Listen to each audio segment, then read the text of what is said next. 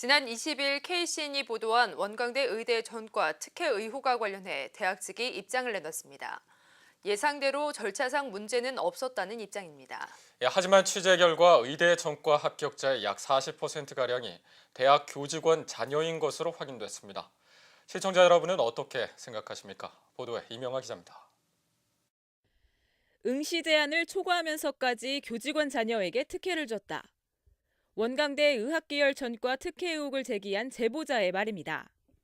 공익제보 차원에서 상임이사나 아니면 대학 평의의장에게 얘기를 했고, 취재 결과 한 교직원의 자녀가 2012년과 2013년, 2015년 등 3차례 응시에 결국 합격했습니다. 이외로 응시 횟수가 제한된 것은 지난 2013년. 이 학생의 경우 모두 3번을 응시했음에도 2012년 응시는 적용되지 않은 겁니다. 이에 대해 대학 측이 입장을 밝혔습니다.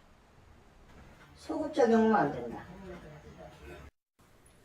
이전에 시험 본 학생들의 피해를 고려해 이같이 결정했고, 이에 대해 학교 자체 감사까지 진행됐지만 이상 없음으로 결론 내렸다고 설명했습니다. 하지만 이상한 점은 또 있습니다. 의대 전과 제도가 도입된 것은 2009년으로 현재까지 6차례 시험이 진행됐습니다. 그 첫 해였던 2009년 대학 측은 전과 시험 공고를 7월에 냈습니다. 시험이 공고 이후 고작 한 달 후인 8월에 치러진 것을 감안하면 대학 내부자들에게 유리한 기회가 제공됐다는 지적입니다. 초창기 출발할 때 정상적으로 1년 이상 공지가 안 되고 졸속으로 공지하는 탓에 내부자들한테 유리한 그런 기회가 됐고요. 실제 해당 연도에 교직원 자녀가 3명 응시했는데 이 가운데 2명이 합격했습니다. 뿐만 아니라 시험 도입 6년 동안 모두 23명이 전과에 합격했는데 교직원 자녀는 9명이 포함된 것으로 나타났습니다. 전체 합격자의 약 40%, 결코 적지 않은 수치입니다.